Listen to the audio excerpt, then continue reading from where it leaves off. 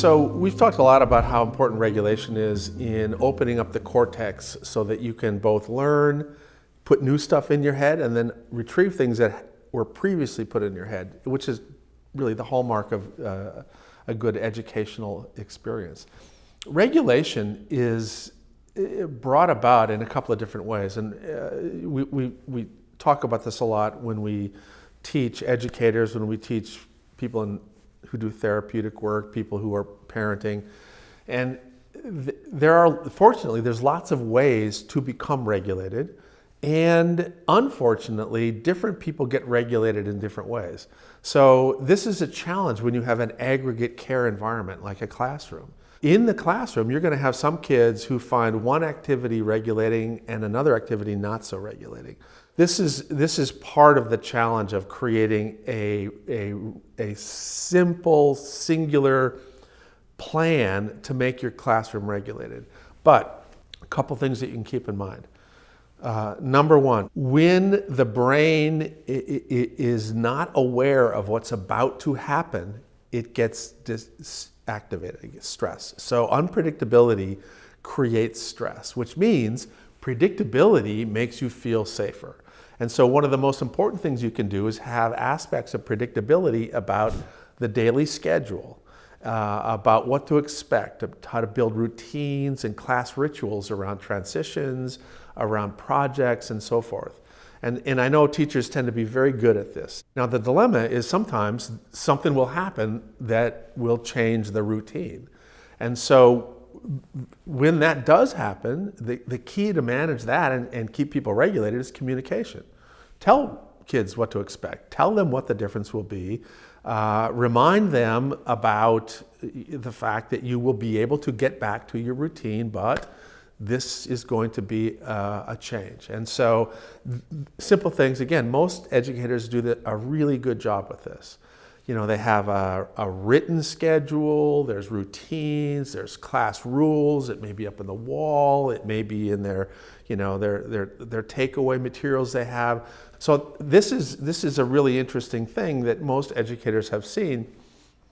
You can see the impact of no sense of routine in the first couple of weeks of school before kids have built in what the routine is for their classroom. And so when you first come in and they're learning the routine, it's harder for them to learn. So all educators know that the first couple of weeks of school, you don't really introduce a lot of new content. And that's because kids don't learn very well when they're dysregulated because they're seeing new kids and there's new routines, there's new expectations, there's new rules. But after a couple of weeks, and the kids are familiar, the routines are familiar, then they're ready to learn, right? Oddly enough, some of the most regulating things are things that we tend to not like kids to do.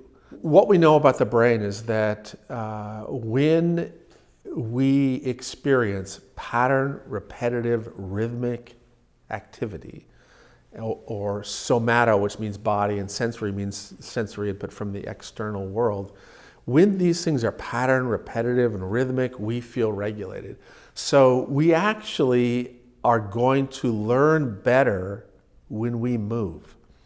And I know it's hard to have a classroom that's moving, but if you have pattern, repetitive, rhythmic opportunities over the course of your instructional minutes, either by yoking somatosensory activity to cognitive presentation of content, or by having somatosensory breaks, you're going to be much more effective. It's going to be a much more regulated classroom.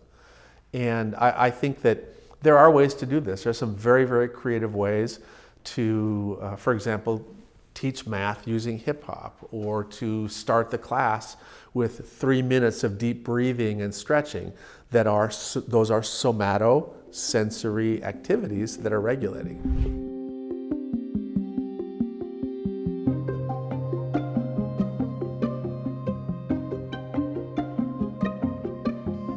You know, part of the dilemma that educators will face is that sometimes you don't see a child on their way up escalating, and then all of a sudden they reach a tipping point and they're completely inaccessible, completely acting out, completely out of control. And that, a couple things happen. One is it dysregulates you, right? So as a teacher, you're like, oh my God, what am I going to do? It dysregulates the kids, right? The rest of the children in the classroom are impacted by that. And then it impacts the child who's sort of overwhelmed. And managing these crisis situations is really one of the hardest things I think a lot of educators have to do. And I can't give you a perfect formula for solving this every time, but I can tell you a couple of guidelines that I think are really important. The first thing is, and again, this is sort of a preventative thing, is that the number and the intensity of these episodes will be far fewer if you actually have proactively put in place regulating elements to your classroom.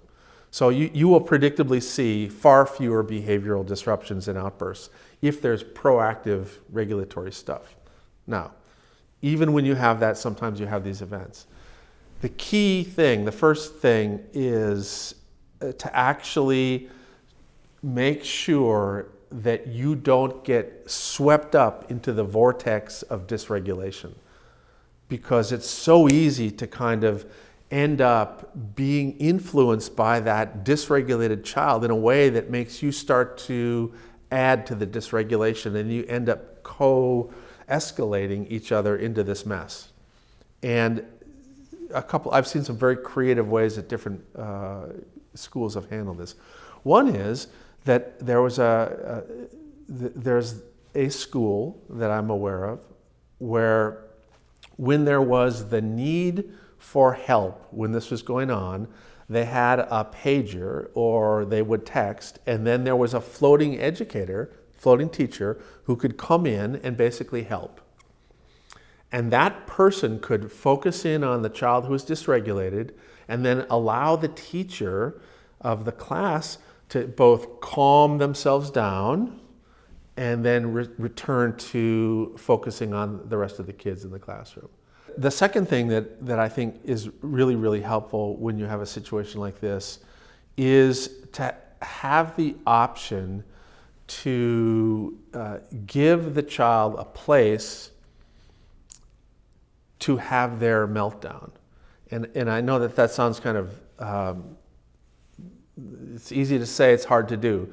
But what most educators will tell you is that there are a handful of kids who will predictably be the ones that are having these meltdowns. And if you, in a collaborative way, when they're not dysregulated, talk with them about what do you think would help you when you're starting to feel dysregulated? What do you think it is? Do you want to go do video games? Do you want to go for a walk? Do you want to go, do you just want us to leave you? What would help? And so if there is some collaboratively arranged solution to a child starting to feel dysregulated, rather than the teacher having to keep an eye on that child, the child themselves will essentially recognize, I don't want to be here, I don't want to do this. I want to go to the teacher and have permission to say to the teacher, I need to go to the sensory room, or can you help me take a walk, or whatever. And because it's been prearranged, the child has control over the process in a way that frequently takes a lot of the fuel out of that, the escalation, and then they can go do whatever is regulating for them. And we've seen places where they've done that sort of thing, used collaborative problem solving with that kind of set of choices, and they've gone from hundreds of incidents per year in some classrooms down to basically 2 or 3. And so, again, that may not help in the moment, but if you know that you're going to have a few kids like that, it's really helpful to have an intentional, proactive, collaborative problem-solving process so that you can help avoid some of that stuff.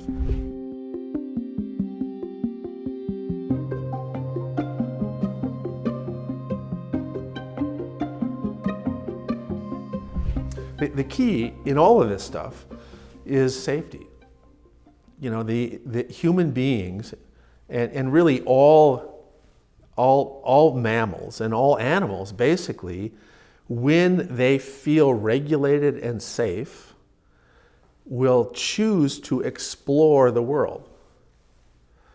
And this is what education is all about, right? You're exploring new ideas, you're exploring new relationships, you're exploring new movements, all the kinds of things that we learn all the way from pre-K up to high school.